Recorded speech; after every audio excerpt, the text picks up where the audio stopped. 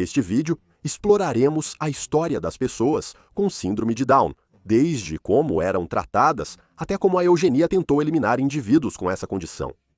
Observe que alguns termos usados neste vídeo não são mais aceitáveis, mas são importantes para entender sua história e como a linguagem e os valores mudaram com o tempo. A síndrome de Down, também conhecida como trissomia 21, é simplesmente a presença de um cromossomo adicional completo ou parcial. Um ser humano geralmente possui 23 pares de cromossomos, essenciais para armazenar nosso DNA nas células. Em indivíduos com síndrome de Down, o par de cromossomos número 21 terá um cromossomo extra, seja um completo ou um fragmento de um. Este cromossomo adicional altera o projeto no desenvolvimento do embrião, com uma dose muito alta de certos genes, levando a condições congênitas. A cópia extra do cromossomo 21 ocorre devido à falha dos cromossomos em se separar completamente durante a produção das células sexuais. Não há uma causa direta para as células se dividirem desta maneira, mas mães com mais de 35 anos têm uma chance maior de ter um filho com síndrome de Down. A síndrome de Down resultará em várias condições clínicas diferentes, pois afeta muitas partes dos sistemas de uma pessoa. Pessoas com síndrome de Down geralmente apresentam deficiências intelectuais e de desenvolvimento, características neurológicas, defeitos cardíacos congênitos, anormalidades gastrointestinais e traços faciais distintos. Até 50% dos bebês com síndrome de Down nascem com problemas cardíacos.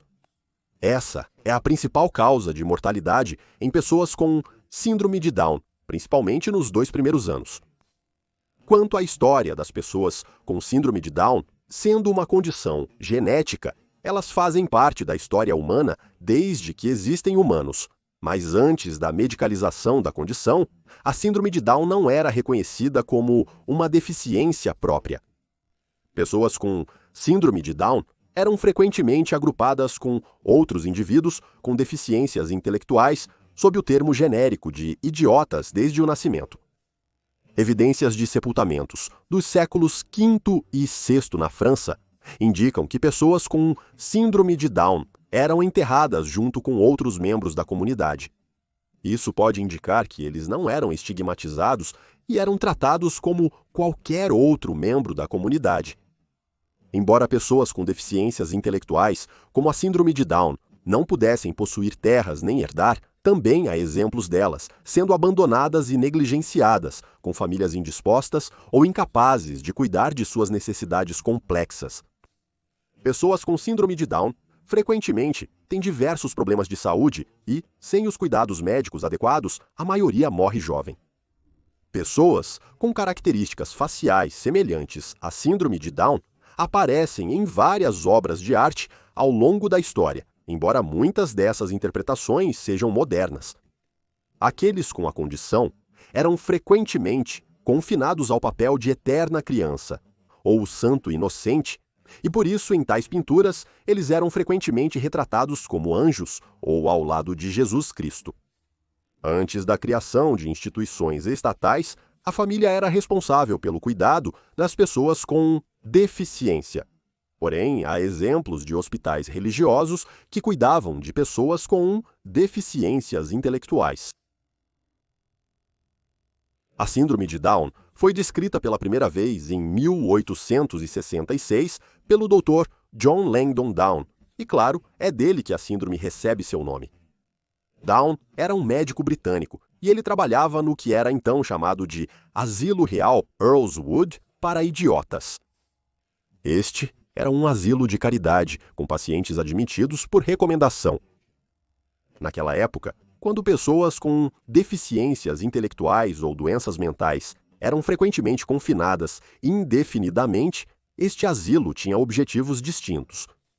Ele atendia crianças em idade escolar, cujas famílias, de outra forma, não poderiam pagar pelo cuidado institucional. O objetivo era ensinar aos pacientes habilidades úteis para a vida e prepará-los para a integração comunitária. Como superintendente do asilo Earlswood, Down iniciou a categorização de grupos de seus pacientes. Ele agrupou os pacientes com base naqueles com características faciais semelhantes e deficiências intelectuais, mas essa categorização foi feita através da lente da pseudociência racializada. Down escreveu seu artigo Observações sobre uma classificação étnica de idiotas, no qual ele apresentou a teoria de que era possível classificar diferentes condições por características étnicas. Down classificou pessoas que, hoje, consideraríamos com síndrome de Down como o idiota mongol, ou como mongoloides, pois ele acreditava que eles pareciam mongóis. Sua classificação de pessoas com deficiências intelectuais ao longo de linhas raciais nunca foi aceita, e o próprio Down, mais tarde, abandonaria suas próprias crenças. Após sair de Earlswood, Down abriu uma casa particular para pessoas com síndrome de Down, chamada Norman's Field. Foi aqui que Down dirigiu uma instalação com os mais altos padrões de conforto e higiene. Os pacientes em Norman's Field recebiam educação e desfrutavam de atividades como equitação, artes, artesanato e jardinagem.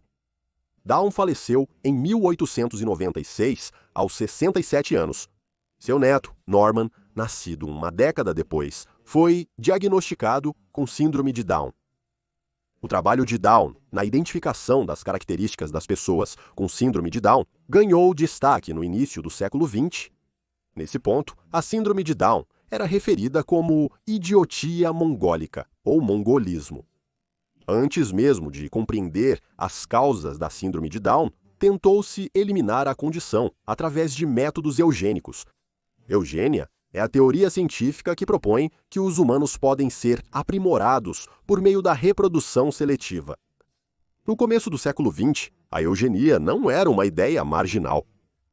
A eugenia era ensinada nas principais universidades, e seus princípios foram consagrados em lei.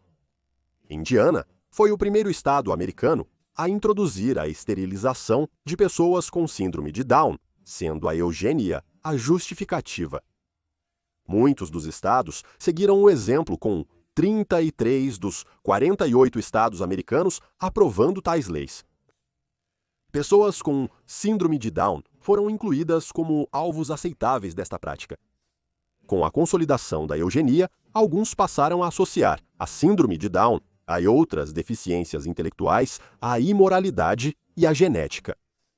Era visto não apenas como um defeito genético, mas como uma contaminação moral capaz de prejudicar toda a sociedade. Em 1927, a Suprema Corte dos Estados Unidos decidiu em Buck Vento Bell que o Estado poderia esterilizar à força pessoas com deficiências intelectuais.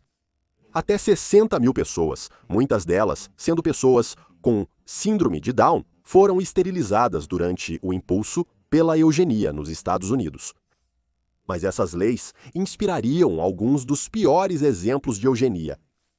O Partido Nazista na Alemanha realizou a execução em massa de dezenas de milhares de pessoas com deficiência na tentativa de melhorar o estoque genético. Pessoas com síndrome de Down foram retratadas como um dreno de recursos e um custo que o Estado não poderia suportar. Sob a lei para a prevenção de descendentes com doenças hereditárias, milhares foram esterilizados. Mas em 1939, Hitler autorizou a ação T4. T4 era um programa secreto para assassinar aqueles considerados indignos de viver e era, eufemisticamente, chamado de eutanásia involuntária. Crianças e adultos com síndrome de Down estavam entre as primeiras vítimas. Médicos selecionavam crianças para a morte sob o disfarce de cuidados médicos, levando-as para centros especializados em assassinato. Ao chegar, os pacientes seriam examinados para que qualquer condição pré-existente pudesse ser usada como uma falsa causa de morte. Os pais eram informados que seus filhos morreram de causas naturais, então os corpos eram cremados e devolvidos a eles. No entanto, seria descoberto mais tarde que as cinzas daqueles assassinados eram todas misturadas, então quando os pais recebiam as cinzas, eles recebiam uma mistura de várias vítimas. Sob a ação T4, pessoas com síndrome de Down foram gasificadas, envenenadas ou esfaqueadas até a morte. Este horrendo programa de massacre em massa se provaria como o modelo para os horrores dos campos de morte nazistas. Felizmente, após a Segunda Guerra Mundial, a eugenia como ideologia caiu em desuso. Mas para muitas pessoas com síndrome de Down, o legado da eugenia ainda causou muito dano. Muitas pessoas com síndrome de Down foram confinadas em instituições superlotadas, subfinanciadas e abusivas. Um exemplo é a escola estadual Willowbrook, em Nova York. A escola era lar de muitas crianças e jovens adultos com síndrome de Down, que eram deixados à própria sorte e sem muitos cuidados. Frequentemente, os pacientes desta escola eram deixados cobertos com suas próprias fezes, nus e sem atenção. Somente em meados do século XX foram descobertas técnicas que permitiram aos cientistas identificar a forma e o número de cromossomos celulares. Isso levou à identificação do terceiro cromossomo e à adaptação do termo trissomia 21 para descrever a condição. Somente em 1961, um esforço foi feito para remover a linguagem desumanizadora de mongoloide, graças, em parte, a um melhor entendimento das causas da síndrome de Down. O termo mongoloide era visto como enganoso e ofensivo, com o termo se tornando pejorativo. Cientistas líderes escreveram uma carta pedindo a adoção de um termo alternativo para a condição, sendo a síndrome de Down o que prevaleceu. Nos anos 80 e 90, houve uma mudança na abordagem da institucionalização de pessoas com síndrome de Down. As famílias não abriram mão de seus filhos, priorizando o cuidado comunitário. Foram proibidas práticas discriminatórias, como cobrar passagens aéreas mais caras de pessoas com síndrome de Down. Os direitos foram consolidados, tornando a condição uma característica protegida para combater a discriminação habitacional. Com o avanço da medicina, defeitos cardíacos congênitos não são mais uma sentença de morte. A expectativa de vida para pessoas com síndrome de Down também cresceu. Na década de 1940, a expectativa de vida era de apenas cerca de 10 anos, enquanto agora é de cerca de 60 anos. Enquanto isso, pessoas com síndrome de Down ganharam mais visibilidade, com atores estrelando em programas como Glee ou Linha de Dever, e as Olimpíadas especiais se popularizando, desafiando estereótipos. Grupos de defesa da síndrome de Down visam educar, apoiar e lutar por mais direitos.